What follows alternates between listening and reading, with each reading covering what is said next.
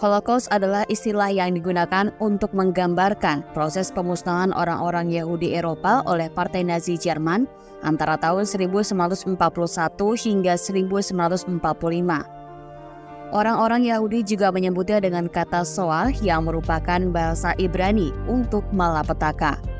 Perlu diketahui bahwa Nazi Jerman tidak hanya membunuh orang-orang Yahudi, tetapi juga orang-orang Roma, orang-orang dengan disabilitas, dan beberapa kelompok minoritas lainnya.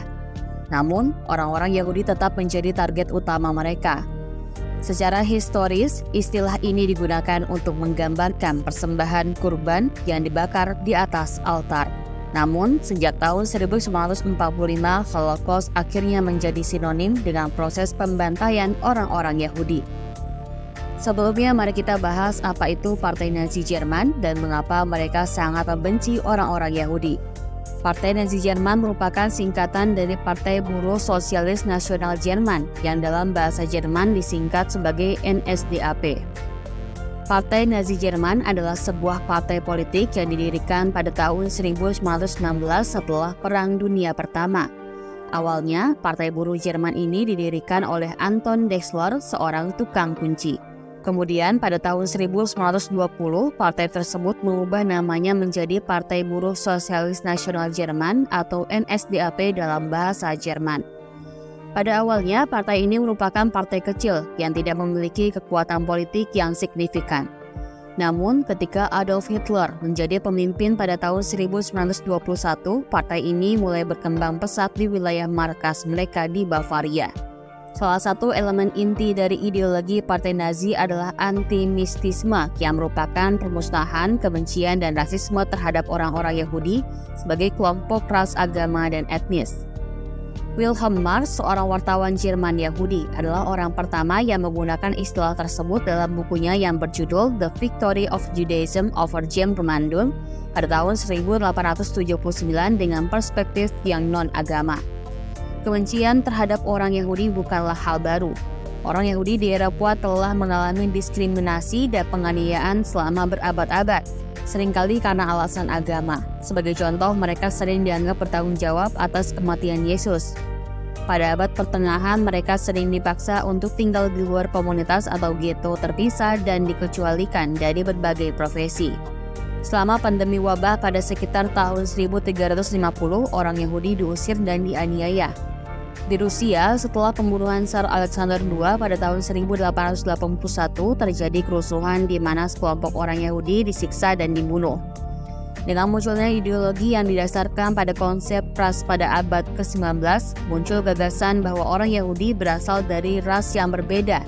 Dia juga percaya bahwa setiap ras manusia di dunia ini memiliki tingkatan, ada yang berada di tingkat atas, termasuk bangsa Jerman, dan ada yang masuk ke dalam kelompok bawah, seperti orang Yahudi.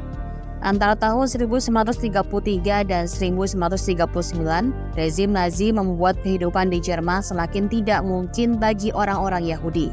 Mereka menjadi korban diskriminasi, pengucilan, perampokan, dan kekerasan. Nazi terkadang membunuh orang Yahudi tetapi tidak secara sistematis atau dengan niat untuk membunuh semua orang Yahudi. Tujuan utama Nazi adalah mengusir orang Yahudi dari Jerman dengan mengizinkan mereka untuk berimigrasi. Untuk mendorong hal itu, Nazi mengambil alih mata pencaharian mereka. Orang Yahudi tidak lagi diperbolehkan bekerja dalam profesi tertentu, dan mereka dilarang masuk ke sejumlah tempat umum atau taman. Pada tahun 1935, hukum rasial mulai berlaku di Jerman. Orang Yahudi dilarang menikah dengan orang non-Yahudi, dan mereka juga kehilangan keluarga negara mereka. Secara resmi mereka diubah menjadi warga negara kelas 2 dengan hak yang lebih sedikit daripada orang non-Yahudi. Pada tahun 1938, Nazi mengorganisir program di seluruh Jerman yang dikenal sebagai Kristallnacht atau Malam Kristal. Rumah dan toko-toko milik orang Yahudi dihancurkan dan ribuan orang Yahudi ditangkap dan dipenjarakan di kamp konsentrasi. Perlu dicatat bahwa kejahatan tersebut tidak hanya dilakukan oleh prajurit Jerman, tetapi juga melibatkan campur tangan pemerintah negara-negara lain yang dikuasai oleh Jerman seperti Prancis, Belgia, dan negara-negara lainnya. Salah satu alasan mengapa ada yang berpikir demikian adalah karena propaganda yang intens dilakukan oleh Nazi Jerman di wilayah-wilayah yang dikuasainya. Propaganda ini disampaikan melalui seni, musik, teater, film, buku, radio, dan berbagai media lainnya.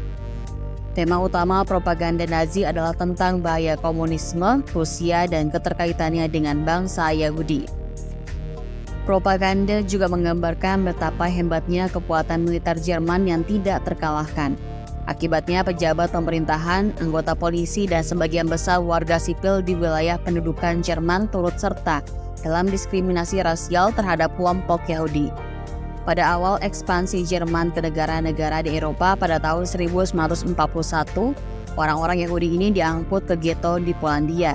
Namun karena jumlah mereka yang banyak, Jerman kesulitan dalam mendeportasi warga Yahudi yang jumlahnya besar tersebut karena membutuhkan biaya yang besar.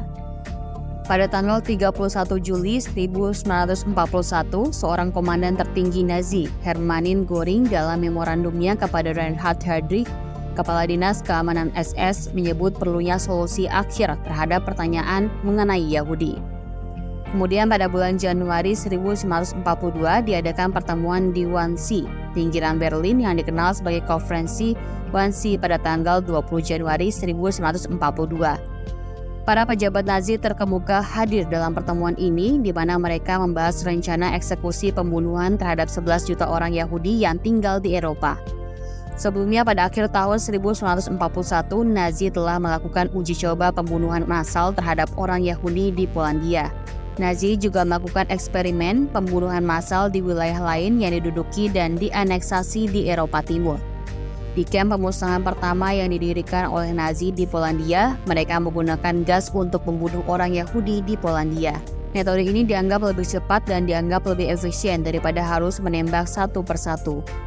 Pada pertengahan tahun 1942, Jerman mulai melakukan deportasi orang Yahudi dari wilayah pendudukan di Eropa Barat. Kemudian pada tahun 1943 dan 1944, deportasi dilakukan di wilayah pendudukan di Italia, Hongaria, Yunani, dan Balkan. Mereka diangkut menggunakan kereta api yang biasanya digunakan untuk mengangkut hewan ternak. Mereka dijejalkan dalam kondisi yang sangat buruk dan dikirim ke kamp pemusnahan. Ada banyak kamp pemusnahan yang didirikan oleh Nazi Jerman di Eropa Timur, antara lain Auschwitz-Birkenau, Belzec, Chelmno, Bajenek, Sobibor, dan Treblinka. Namun sebagian besar akhirnya berakhir di kamp pemusnahan Auschwitz. Tidak semua orang Yahudi dibawa ke sana. Beberapa negara sekutu Jerman berusaha keras untuk melindungi warga mereka yang Yahudi, tetapi tidak bisa banyak membantu. Sebagian besar orang bahkan tidak tahu bahwa tujuan deportasi ini adalah untuk pembunuhan massal. Mereka hanya tahu bahwa tahanan perang Yahudi dan kelompok lainnya dikirim untuk ditahan atau untuk kerja paksa demi kepentingan perang Jerman. Rencana pemusnahan ini hanya diketahui oleh petinggi militer dan partai Nazi. Negara sekutu baru mendapatkan laporan tentang genosida besar-besaran yang dilakukan oleh Nazi Jerman sekitar tahun 1942 dan itu pun hanya berdasarkan desas-desus semata.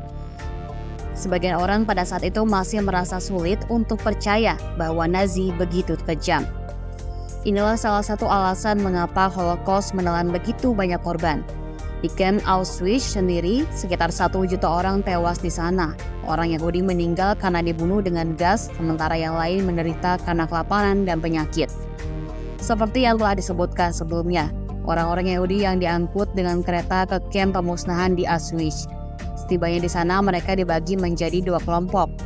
Mereka yang masih sehat dan kuat akan menjadi tenaga kerja paksa, sedangkan yang sudah lemah dan tidak mampu langsung dikirim ke ruang gas untuk dibunuh di sana. Mereka yang terpilih untuk kerja paksa ditato dengan nomor identifikasi saat tiba di kamp. Rambut mereka dicukur dan mereka dipaksa mengenakan seragam bergaris. Orang-orang ini dipaksa melakukan kerja paksa dalam kondisi yang sangat sulit. Ketika mereka tidak lagi mampu bekerja, mereka dikirim ke ruang gas untuk dibunuh. Selama peristiwa kejam tersebut, orang-orang Yahudi juga melakukan perlawanan. Pada bulan April 1943, para Yahudi yang tinggal di ghetto melancarkan serangan terhadap prajurit Jerman menggunakan bom Molotov dan granat. Perlawanan ini berlangsung dari April hingga Mei 1943 dan menelan korban sekitar 13 orang Yahudi. Pada tahun 1944, pasukan Sekutu dan Inggris, Amerika Serikat, dan Uni Soviet mulai memukul mundur pasukan Jerman dari wilayah yang dikuasainya. Mereka mulai mengetahui tentang keberadaan kamp pemusnahan. Kamp pemusnahan pertama yang dibebaskan adalah Majdanek di Polandia. Pasukan Soviet tiba di sana pada bulan Juli 1944 dan Auschwitz dibebaskan 6 bulan kemudian, pada bulan Januari 1945. Ketika para prajurit Jerman menyadari bahwa pasukan Soviet semakin dekat, SS mencoba memindahkan narapidana yang masih hidup dari Auschwitz ke barat dengan berjalan kaki. Hal ini dikenal sebagai pawai kematian, karena banyak narapidana yang terlalu lemah atau sakit untuk melanjutkan perjalanan jauh, sehingga banyak orang yang meninggal dalam peristiwa tersebut. Akhirnya, Jerman semakin terdesak dan menyerah pada tanggal 8 Juli 1945. Pada tahanan yang masih hidup di kamp akhirnya dibebaskan oleh tentara Sekutu. Meskipun mereka telah dibebaskan, sebagian besar tahanan juga meninggal akibat efek kekejaman yang mereka alami di dalam kamp. Meskipun pihak Jerman pada saat itu mencoba menghapus bukti tentang genosida di kamp-kamp pemusnahan, banyak saksi dan bukti yang tersisa. Akhirnya, tentara Sekutu mengadakan pengadilan antara tahun 1945 dan 1946 dan menghukum para pelaku genosida. Mulai tahun 1953, pemerintah Jerman mulai membayar ganti rugi kepada orang Yahudi secara individu dan kepada komunitas Yahudi sebagai cara untuk mengakui tanggung jawab rakyat Jerman atas kejahatan yang dilakukan atas nama mereka. Sebenarnya, beberapa warga Jerman pada saat itu juga melakukan perlawanan kecil terhadap Nazi ketika mereka berkuasa. Bahkan ada upaya pembunuhan Hitler yang dilakukan oleh kalangan militer Jerman sendiri. Hal ini menunjukkan bahwa sebenarnya sebagian besar warga Jerman tidak menginginkan kejadian ini terjadi. Akhirnya, setiap tanggal 27 Januari diperingati sebagai Hari Peringatan Holocaust Internasional sebagai pengingat akan kekejaman peristiwa tersebut.